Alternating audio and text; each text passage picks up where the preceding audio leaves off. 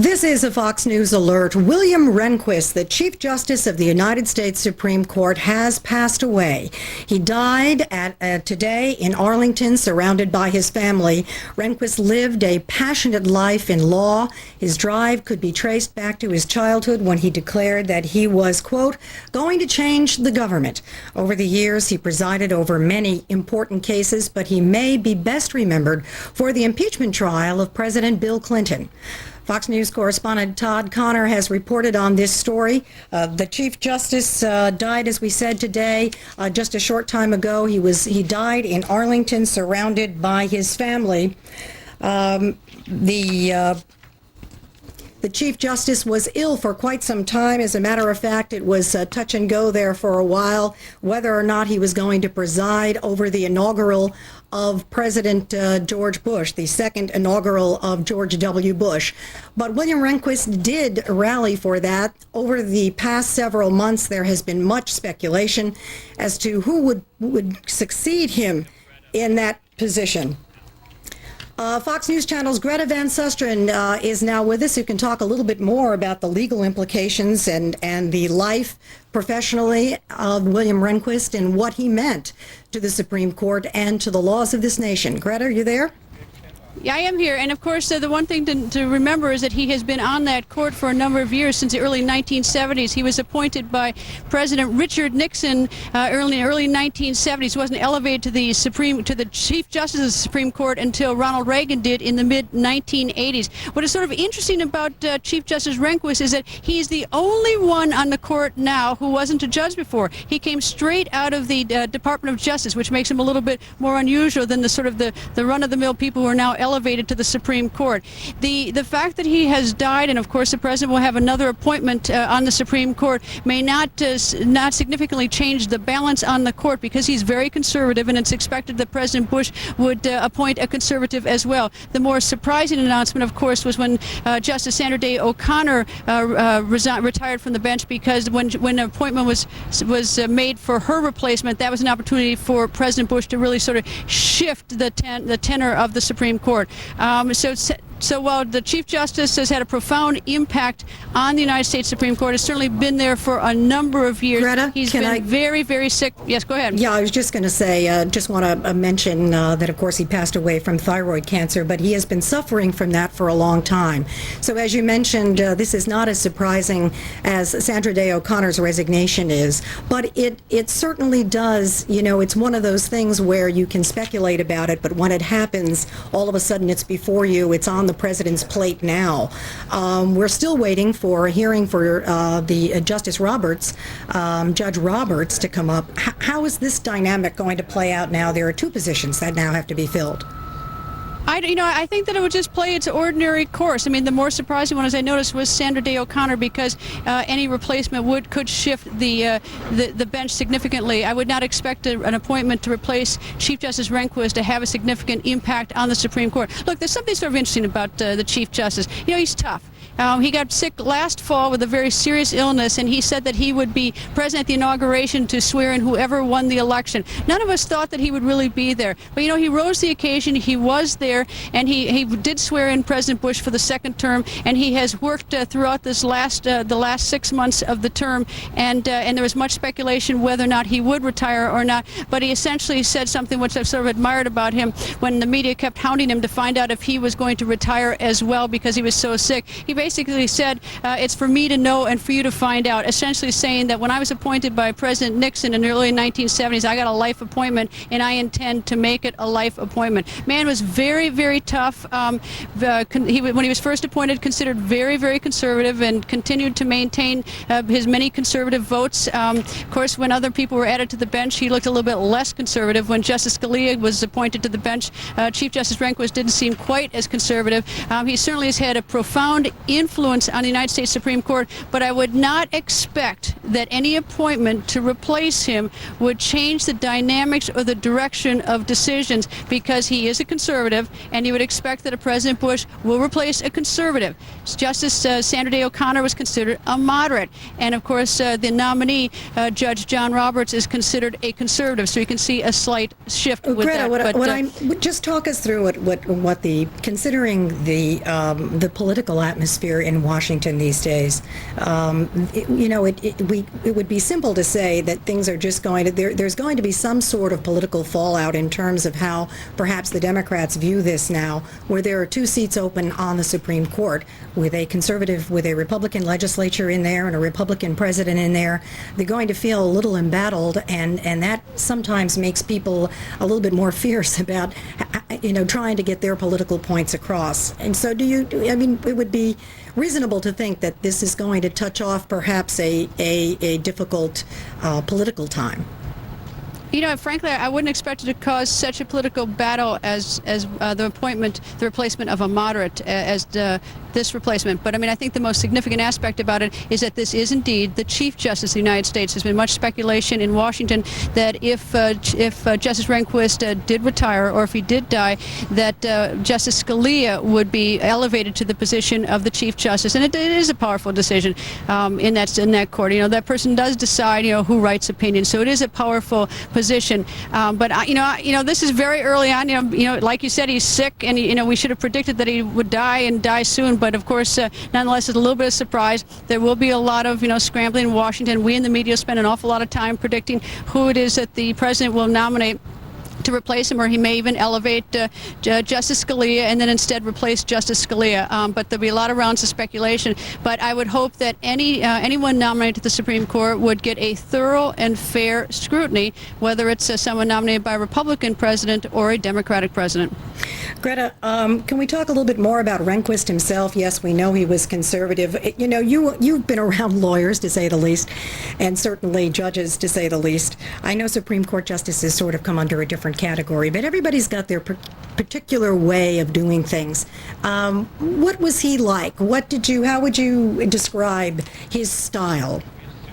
I'm an old-line criminal defense attorney, and so we always fought for the Fourth Amendment. And during the course of Chief Justice Rehnquist's time on the Supreme Court, there was an erosion of the Fourth Amendment. There are many exceptions made to when the police could act without warrants.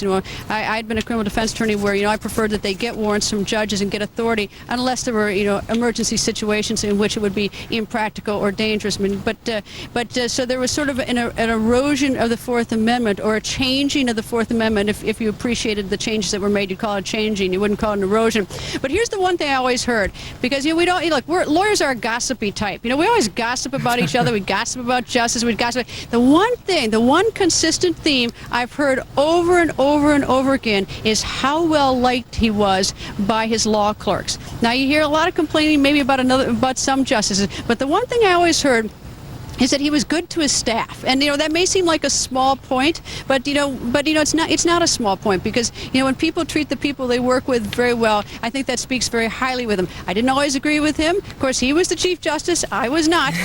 But he certainly had a very powerful effect on the Supreme Court. He played a very powerful role in shaping how we look at laws and the Constitution over the last several decades. The Supreme Court is very different from the other branches of government. If you don't like the president, you don't like your congressman, you don't like the senator, you can throw the bum out. That's easy. Remember, the Supreme Court, whether it's the Chief Justice or an Associate Justice, is a lifetime appointment, and decisions made by that court, whether it be on questions of choice or abortion or freedom of speech, freedom of religion, all those issues, that goes on for generation and generation and generation. It's not like you put a president in for 4 years, you don't like him, you throw him out. So this is an extremely powerful branch of government, and it's a very important choice. And Justice Rehnquist, Chief Justice Rehnquist, played an important role, whether you agree with him or not. He played an important and powerful role over the past couple decades. Now, his replacement, that's going to be the big question,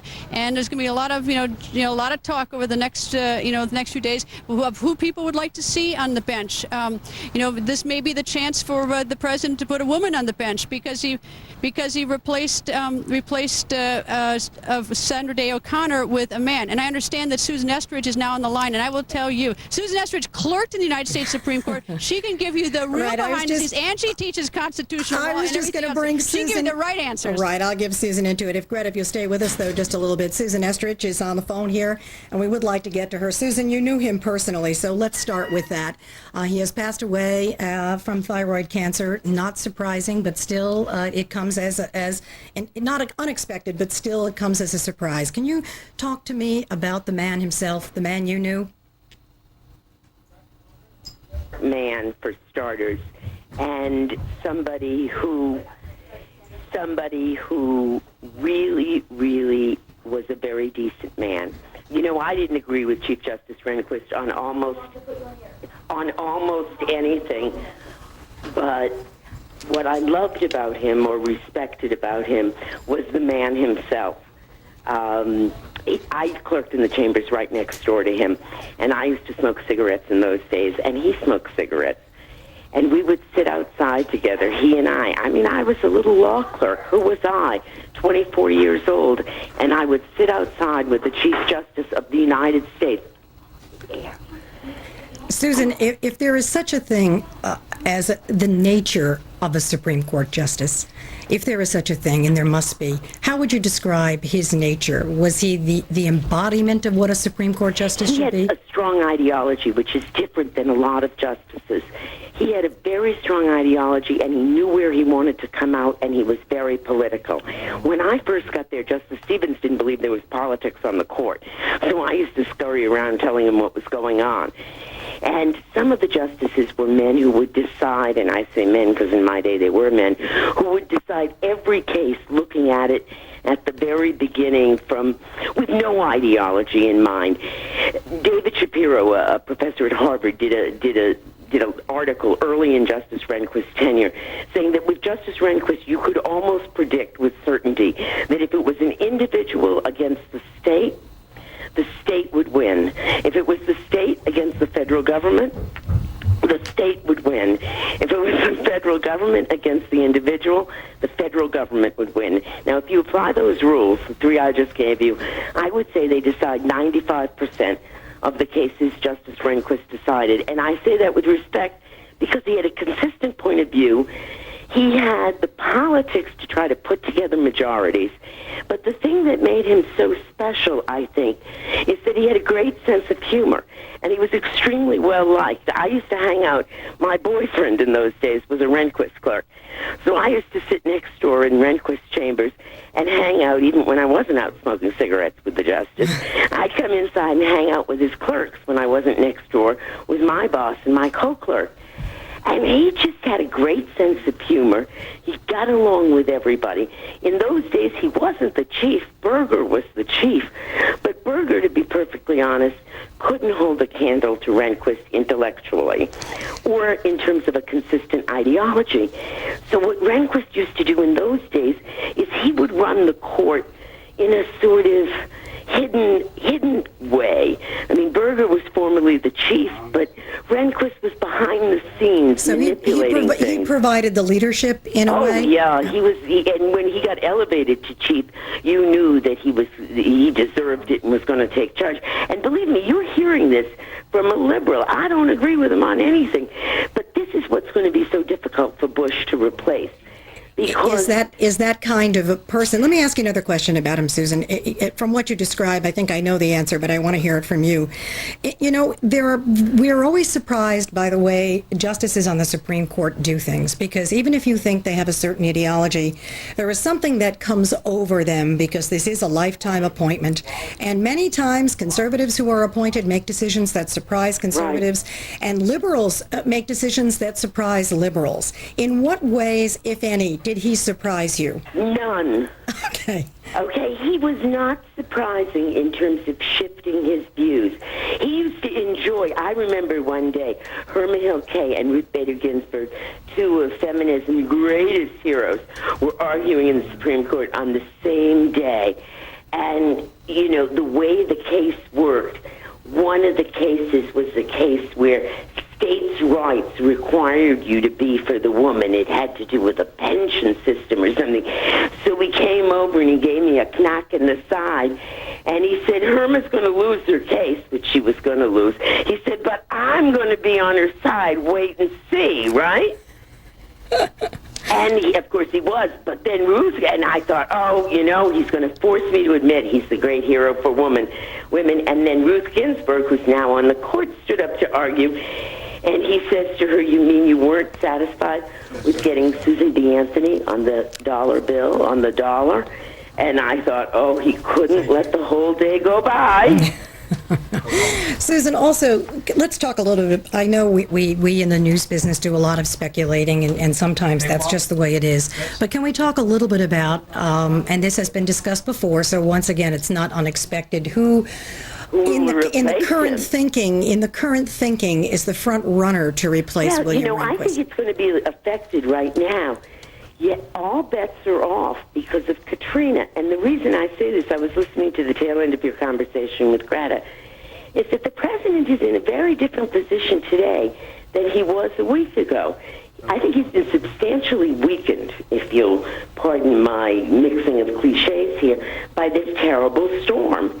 And, John Roberts' hearings begin Tuesday. Now those aren't going to go badly at all. Those will be just fine for the president.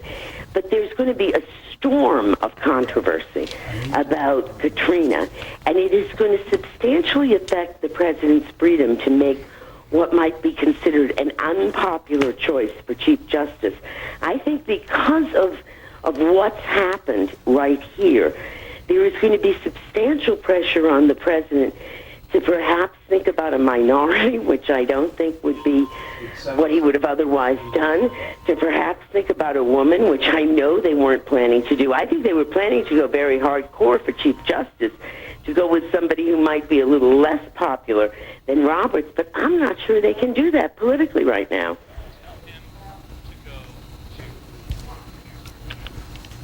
Hello? Sorry, Susan, if there was a drop out there, you might imagine that we have a lot of people talking to me, and when that happens, I can't hear the tail end of what you said. I think you've got so let me just ask one other question about Rehnquist, and you know what? We're going to just. If you can stand by, Susan, for just one moment, because we're going to bring in our network across the country. So we will be talking more about this in just a few minutes, but we have our affiliate stations that we would like to bring in. We're going to pause now for one moment to let our Fox stations across the country to join us as we cover this event.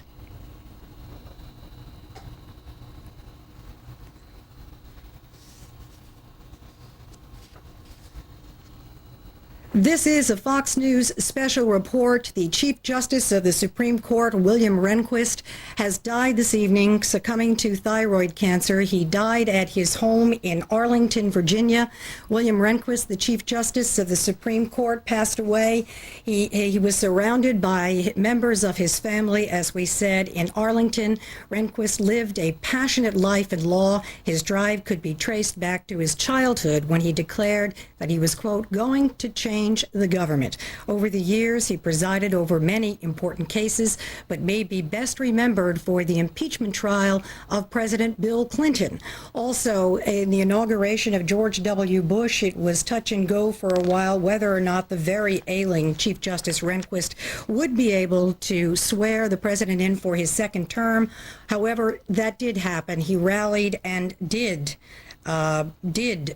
swear George W. Bush in. But since that time, there has been much speculation as to who would replace him.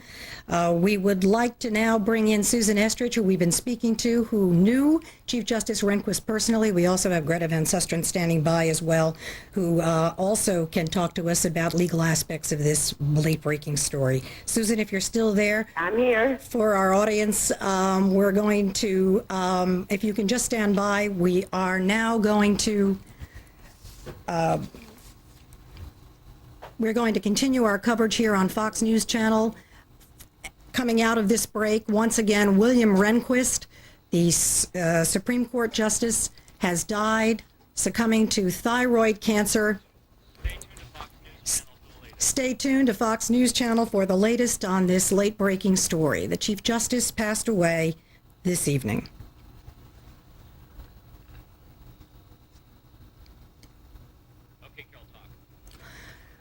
This is a Fox News Channel special report, and we're continuing our coverage of the death of Chief Justice William Rehnquist, and we have two people standing by. First, let's go to our own Greta Van Susteren, who of course has been covering the Katrina story in Texas, but who is here to lend her much appreciated and respected legal expertise to the situation that's happened this evening. Greta, once again, let's bring you back in and talk about Chief Rehnquist and the hole that this now leaves on the court. Well, it does leave a hole on the court because he has been there since the early 1970s. And of course, tonight, we're all everyone in America, whether you agree with him or not, certainly should be grateful for the service of the country, service to his country, because he did spend an awful lot of years on that very influential bench. What I think is of particular note tonight is that he's a little bit different than the other 8 justices on the Supreme Court. Actually, now 7, because we have a vacancy soon to be filled by a replacement.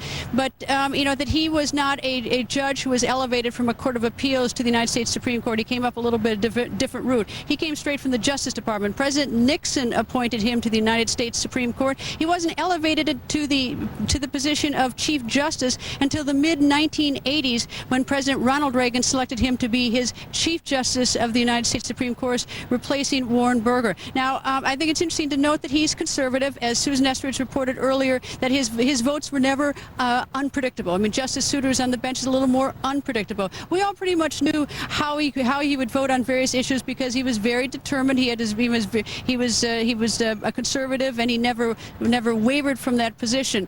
I think that in terms of what we can expect in the future is that the president will probably replace a conservative. The president is a conservative, so I don't think we're going to have a profound shift in the United States Supreme Court. But that's a little bit of a shell game in Washington, D.C., because after a justice has either retired or has died, we all spend an awful lot of time scurrying to see who it is that the president is likely to replace. Now, here's what's sort of interesting is that the President Bush could elevate a sitting Supreme Court justice right now from an associate justice to the position of the Chief Justice. It's a very influential position. You can ask Susan Estridge about it. She can tell you why it's so important, or how powerful the Chief Justice is versus the other 8 justices. Susan knows it better than anybody else. But he could decide to elevate someone. For instance, he could elevate Justice Scalia, who President Bush has previously said was a model justice in his mind. And then he would, of course, then have to replace Justice Scalia. Now, here's something else people have talked about in Washington, that if Rehnquist should leave, what about Justice Thomas? Now, that's likely to start a big, huge storm, because when Justice Thomas was put on the Supreme Court, he went through a fierce nomination process, and still there are deep battle scars in Washington about that nomination. So I'm not so sure that we would ever see it, Justice Thomas, but this is the president's decision. It is, no one else's decision. I think that, the one thing that point out that Susan also said is that the one thing that I have always heard about Chief Justice Rehnquist, and we lawyers never agree totally with the Supreme Court, but frankly, they get the last word, we do not, is that people who worked with him really loved him. I know a lot of his former law clerks. They said he was a really good guy, that he's a very nice guy. He was a very warm guy, and that he had, a long history of being very popular on the court. Greta, I know that everything that you have spoken about certainly has been very interesting in terms of the legal aspect. I want to get some more of your personal experiences or appreciation of him. But first, we would like to just review the life of William Rehnquist. Todd Connor has that story. It took less than 5 minutes for William Rehnquist to be driven from the Supreme Court to the U.S. Capitol. And in that short time, he left behind relative anonymity and stepped into a process that might have made him one of the most recognizable justices in U.S. history. With a brilliant legal mind and a conservative bent, he had a reputation for running a tight ship. William Hubbs Rehnquist was born on October 1st, 1924, and grew up in Shorewood, Wisconsin. He was appointed to the High Court by Richard Nixon in 1972. At the time, Rehnquist was the lone conservative on the bench. I, William H. Rehnquist, do solemnly swear. 14 years later, he was elevated to Chief Justice by Ronald Reagan. On the bench, he was stern and efficient. Rehnquist does not suffer fools and does not waste time. Rehnquist would cut off attorneys in mid-sentence when they're out of time and scolded the other justices when they interrupted each other. But off the bench, Rehnquist was said to be a warm and caring person. As a law clerk, I was very pleased that he took a real interest in the lives of his clerks outside of the office and wanted to get to know us as people, and I really appreciated that. In 1992, Rehnquist wrote a book about the 1868 impeachment trial of Andrew Johnson, concluding that removing Johnson from office would have undermined the presidency. The congressional authority to impeach would have acted more like a sword of Damocles, designed not to fall but to hang and to threaten the president. When you read the book, you really come away with the feeling that Rehnquist believes that removal from office and even impeachment ought to be reserved only for the most serious of imaginable offenses when we're talking about the president. Ironically, it would be Rehnquist who would preside over the impeachment trial of President Bill Clinton. I attend the Senate in conformity with your notice for the purpose of joining with you for the trial of the President of the United States. This was Rehnquist's first legal proceeding to broadcast on television. I can't believe that Rehnquist will enjoy this. He has not sought the spotlight, and every time he has been in the spotlight, it has been negative publicity. That included allegations when Rehnquist was elevated to be Chief Justice that his opinions had been insensitive to African Americans. Rehnquist had also been criticized for failing to hire minority law clerks. But this time, the spotlight would take away his treasured privacy. For years, Rehnquist felt comfortable strolling outside the court building in order to exercise a chronically painful back. Still, Rehnquist wore a sense of humor about himself. He added the 4 gold stripes to his robe after watching a comic operetta. The performance features a caricature of a pompous British jurist who ironically was infatuated with beautiful young women. Todd Connor, Fox News. Chief Justice William Rehnquist died this evening, as we have been reporting, of thyroid cancer in his home in Arlington, Virginia. Greta, just before we went to Todd's package on the Chief Justice, I wanted to ask you personally, what do you think and how do you think he will be most remembered? What will be the most important part of his term as the Chief Justice of the Supreme Court? Well, I think for the next 2 days, we'll honor his service and not start picking away at his decisions, some of which were hugely controversial and a lot of people in the country didn't like. But I think if you look at the overall trend, which is what lawyers look at, that he certainly shifted the court in a conservative direction. That's, I think that's indisputable, that the court became much more conservative. Some people say that individual rights were reduced under his leadership on the United States Supreme Court. But I think the fact that he served as the judge in the impeachment trial of the President of the United States, President Clinton, I think will be remembered. People remember that because it was unusual, something that we never expected to see in our lifetime. I mean, there's some sort of interesting anecdotes about the Chief Justice. He was a little bit colorful guy. He added gold little markings on his robes so that he was distinguished himself from other members of the Supreme Court. And people, that was sort of controversial, and some people liked it a lot, some people didn't. But I think that what people remember most is sort of the big picture, that he was a conservative, that he shifted it in a conservative direction. And I think it's also, sort of interesting that he was, that he was appointed by President Nixon and that he ultimately presided over the trial of President Clinton. So I think those are sort of the types of things that will stand out. I think that the legal scholars, people like Susan Estridge and other law professors who spend years studying it, will give you a much more in-depth analysis and can tell, and will write legal treatises about him that scholars will find fascinating. But I think mostly for the American people, the big picture thing is that he made the court more conservative. So if you're conservative, you love it. If you're not conservative, you don't love it. But I think in terms of an appointment, that I would expect a conservative appointment, but Susan Estridge raises an interesting point because ultimately the decisions about who goes on the Supreme Court is made by a politician, the President of the United States, and the judicial branch is a life appointment, and the other two branches are certainly not life appointments, they are term appointments. But I think that tonight it's very interesting that, we certainly have to think back that, he's tough. I mean, the fact that he showed up at that inauguration in January at that cold day to swear in President Bush for a second term when he said he would was unexpected. He was a very sick man, but if we have pictures, I don't know if we can show the video, he hobbled out there. We were all waiting to see him. He said he was going to do it, and he did it. Then we all waited for his retirement. and he said, we waited and guessed in Washington. When's he going to do it? Is he going to do it before the term ends? Everyone expected it because he was so sick. What happened? We got surprised that the more moderate justice, Sandra Day O'Connor, she's the one that elected to retire. And of course, then the president. Then what happened was that Justice Rehnquist had a little bit of a game with us, and I sort of admired him for it, because when he was asked if he's going to retire or not, he said, "It's for me to know and for you to find out," which I always thought, I thought was sort of impish, and I sort of admired him for having a little bit of sense of humor and sort of tweaking us, even in his ill health. He believed he had a life appointment, and he intended to serve it for life, and indeed, he has proven tonight that he had a life appointment, and he served it to the very end. What do you think? Sometimes we get this scuttlebutt behind the scenes, and we'll ask Susan this as well if we can get her back on the phone. But what was his relationship, Greta? If you can just stand by, I understand we have Judge Napolitano on the phone, I believe, with us. So let's just direct a question to him. Your Honor, are you there? Yes, I am. All Carol. right. Just a quick question.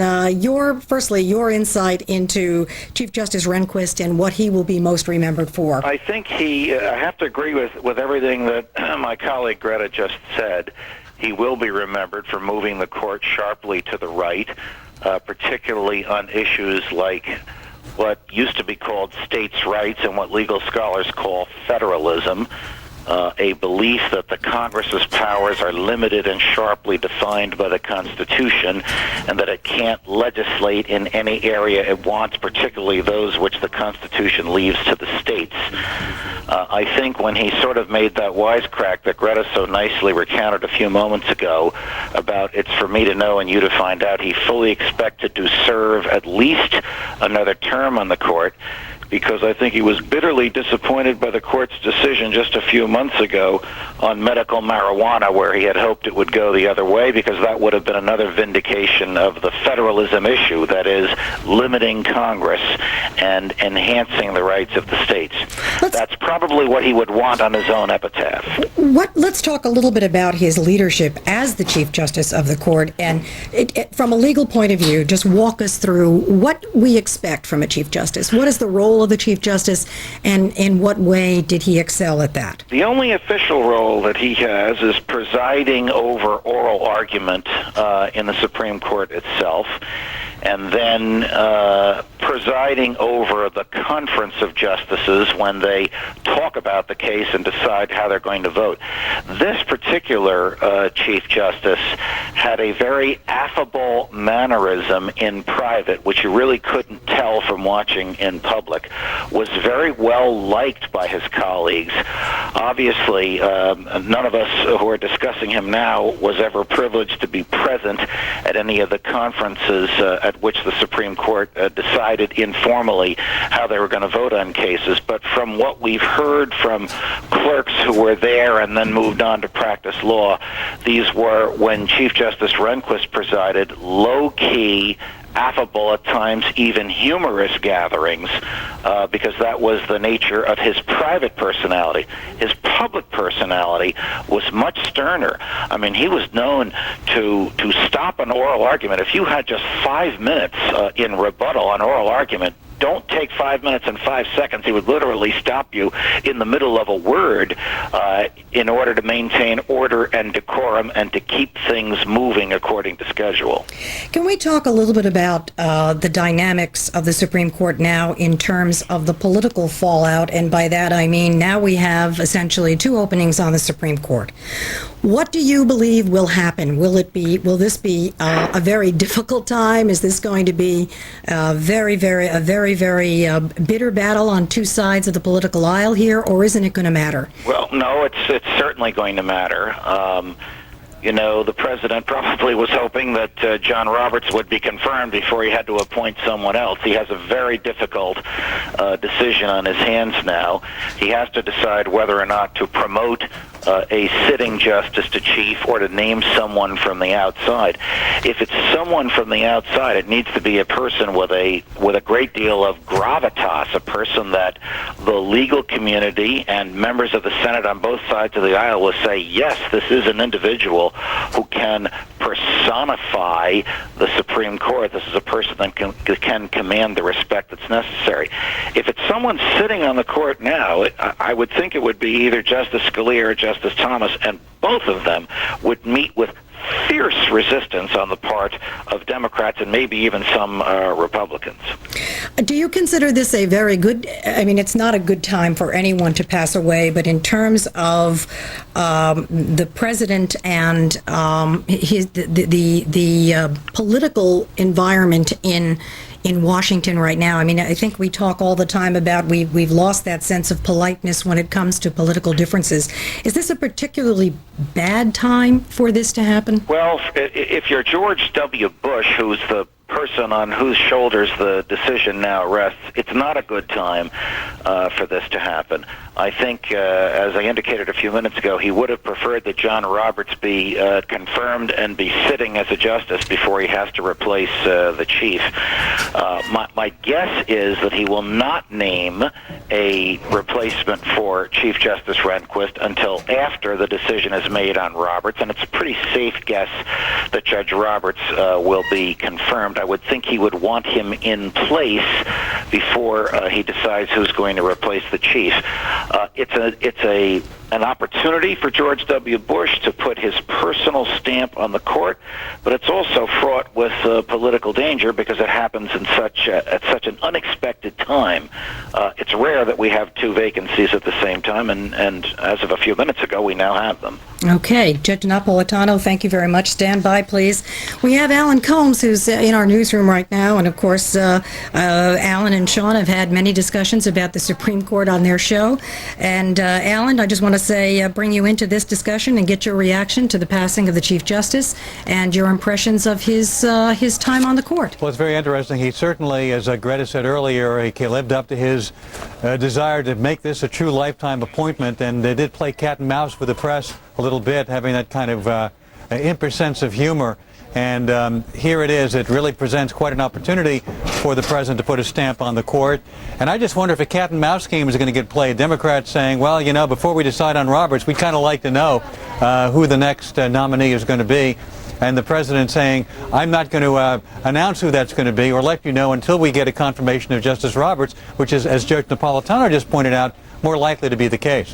What do you think the demands, if there are any, or that the Democrats will be making in terms of trying to make this situation happen? And by that I mean get these two justices appointed to the Supreme Court, or get two justices appointed to the Supreme Court. Well, I think the Democrats, have said they've used Sandra Day O'Connor as a model for somebody who a conservative president might nominate, somebody who is not viewed as partisan or a knee-jerk conservative, but would look at each issue individually.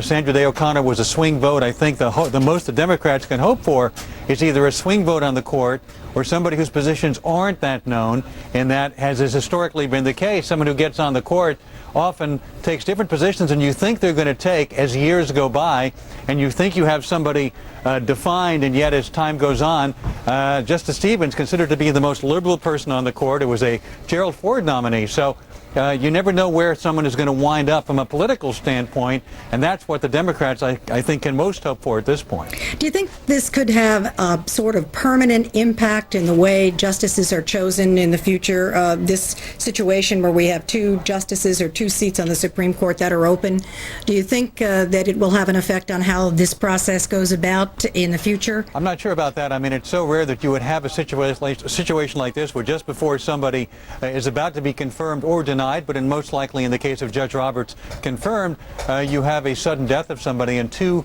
vacancies at the same time. I'm not sure the process is going to change, but we certainly have a unique opportunity for the president to put his stamp on the court, which of course will affect things for decades to come. All right, I believe we still have Greta Van Susteren standing by. Just somebody let me know if that's definite or not. I'm here. Because, hi, Greta, I'd just like to ask you a question about what you believe will happen come October when the Supreme Court convenes again.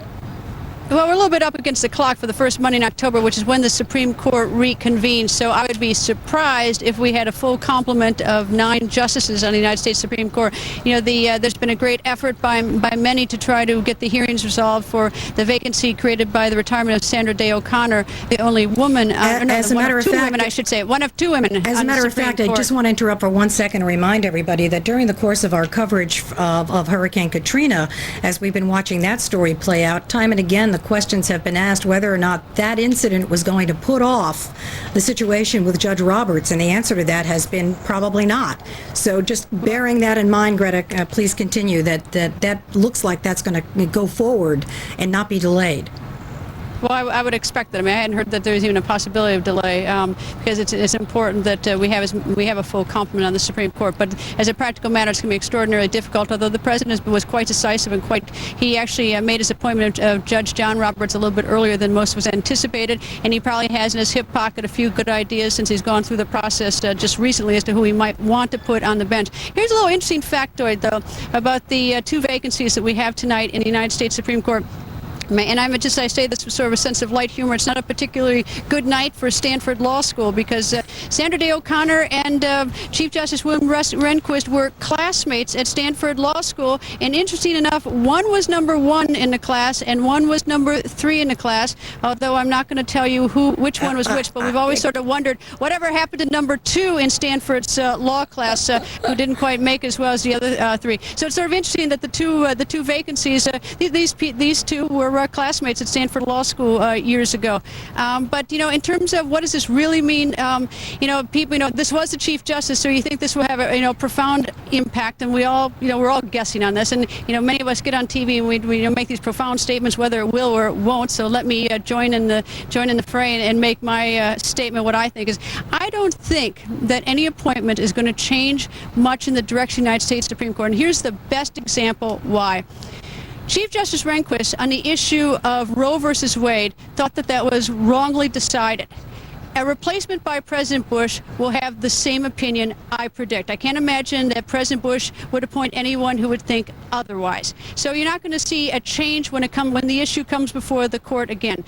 More interesting to know was Justice Sandra Day O'Connor, who was considered a moderate, and on some of the abortion decisions was sort of the swing vote back and forth. And so there's a real important. So everyone is watching. What type of justice would replace Sandra Day O'Connor? Would it be someone who would lean towards affirming Roe versus Wade and all its sort of adjustments that have been made in that decision, or it would be someone who would oppose? Because that's the kind of appointment that really does shift the United States Supreme Court. When you appoint someone with a profoundly different ideology or view of the Constitution or whatever, well, I predict that we're going to have someone who's going to have ideas consistent with Justice Rehnquist. But of course, whoever we get, I assume will go through a very rigorous examination by the United States Senate, because that is the Senate's job. It's advice and consent. The president appoints, and the Chief Justice is seen as a very different job than simply an associate. So it seems ordinarily that you get a little tougher scrutiny. But it's like I'm like everybody else. I'm just out here guessing and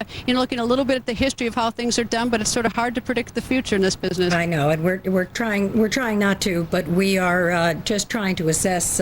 Obviously, this great legacy. When a Chief Justice passes away, there's much to talk about. Once again, Chief Justice Rehnquist has passed away this evening of thyroid cancer in his home in Arlington, Virginia. Todd Connor looks back on the life of the Chief Justice. It took less than 5 minutes for William Rehnquist to be driven from the Supreme Court to the U.S. Capitol. And in that short time, he left behind relative anonymity and stepped into a process that might have made him one of the most recognizable justices in U.S. history. With a brilliant legal mind and a conservative bent, he had a reputation for running a tight ship.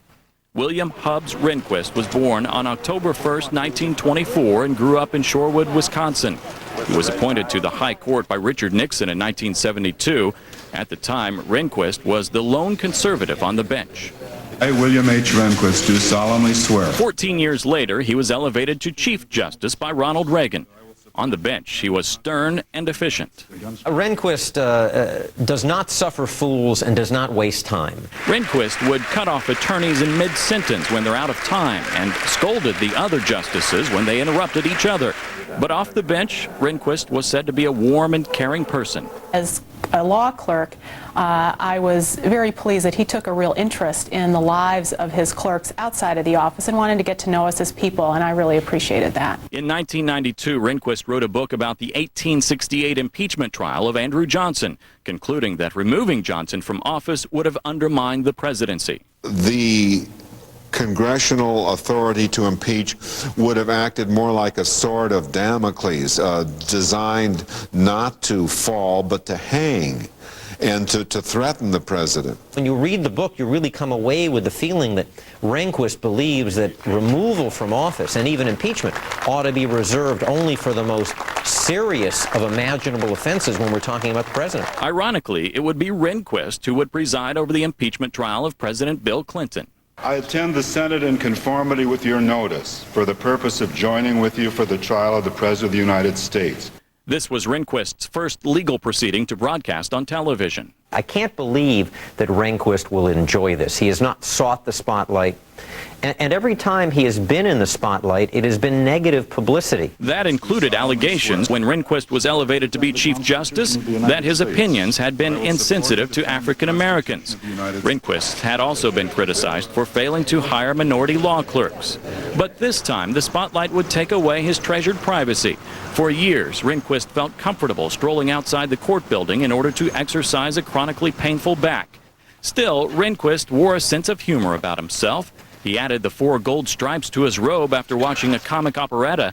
The performance features a caricature of a pompous British jurist who ironically was infatuated with beautiful young women. Todd Connor, Fox News. Justice Rehnquist, of course, Chief Justice Rehnquist dying tonight. Any replacement by this president, a Republican conservative, is likely to be identical. The replacement will be identical in ideology, but the replacement may change the personality of the Supreme Court because Justice Rehnquist certainly was an influence on this court. He's been serving there for a number of years, since the early part of the 70s. He was nominated by President Nixon, and of course he served at the trial of President Clinton, and of course tonight, a helping hand. We welcome them with